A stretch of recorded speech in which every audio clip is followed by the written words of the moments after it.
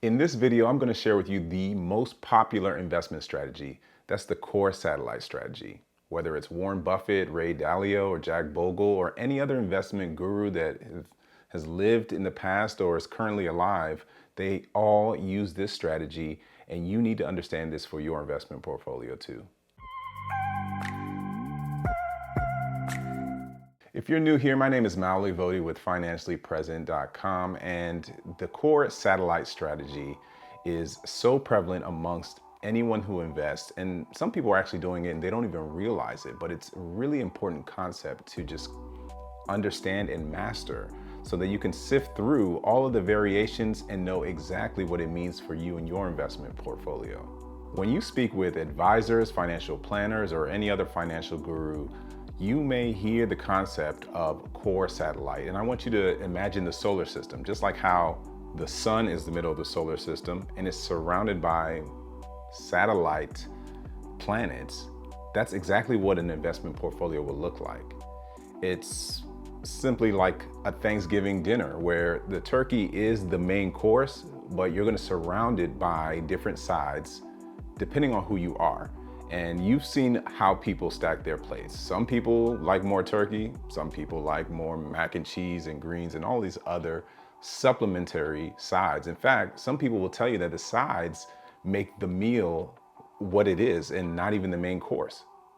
And it's gonna vary just depending on who you are.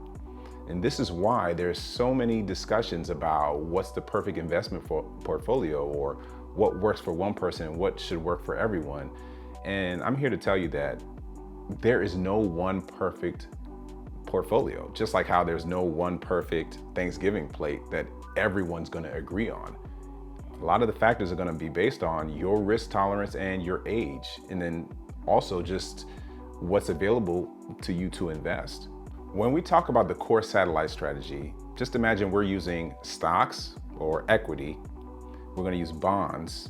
And bonds can be made up or broken down into other bond-like investments like treasury notes and treasury bills, but these are all considered fixed income.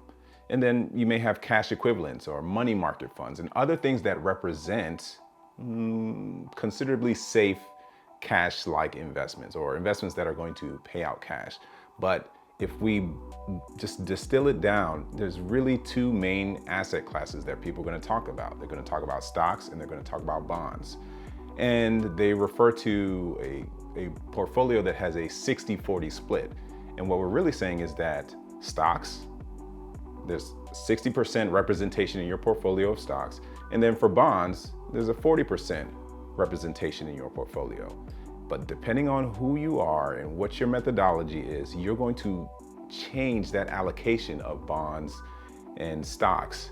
And you're going to do that long term over the investment life of your portfolio. The reason why this allocation is so important is because stocks represent a higher level of risk and bonds represent a lower level of risk. And you have to adjust that depending on where you are and how comfortable you are with investing. So when it comes to the core satellite strategy, you're going to see the variations such as stocks, bonds. You're going to see stocks, international stocks, bonds. You're also going to see stocks, international stocks, real estate funds, and bonds. You're going to see different variations. In fact, for a lot of people's portfolios, they may have just one core investment, and that core investment would be S&P 500. And it really just represents that they have ownership and representation of 500 of the world's biggest companies. And for some people, that's perfectly fine. For other people, they may use the S&P 500 fund to be that core or anchor of their portfolio, and they'll surround it by other smaller complementary investments so that now they have a balanced portfolio, or balanced meal, as some would say, to make sure that they can enjoy it and be comfortable with it. Depending on where your investments are held, it's going to look very different. And as a recommendation for you, I would say if you can find an ETF or exchange traded fund that can allow you this application or allow you to just execute this in your portfolio, then find that and use that, because generally they're going to be more low cost and have a smaller expense ratio compared to mutual funds, where sometimes they can be actively managed and may cost more to the actual investor. So remember, if you want to implement some type of core satellite strategy in your investment portfolio, I would say lean to the side of ETFs because they generally have a lower expense ratio than mutual funds. Again, there is no such thing as a perfect portfolio, just like how there's no such thing as a perfect Thanksgiving plate that everyone's going to love and agree with. There's going to be some variation here and there, and it really depends on some factors. If you're much older, then you're not going to need to have as much stocks in your portfolio. That type of equity could expose you to too much risk. And if you're much younger, then you're going to have a larger allocation of stocks and equity to give you some growth. And I think it's extremely necessary to do that, because if you're too conservative in your investing at a very young age, you're not going to get the growth that you need in the long term. So I'm curious, how does your portfolio look? Are you too heavy on stocks? Do you have too much bonds or too much fixed income? Is everything sitting in cash? I definitely think you should make some changes there if that's the case. But are you focused on too many tech stocks and not spread across different industries?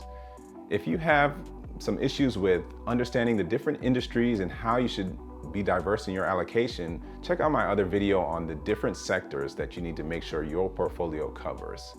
And until next time, stay present.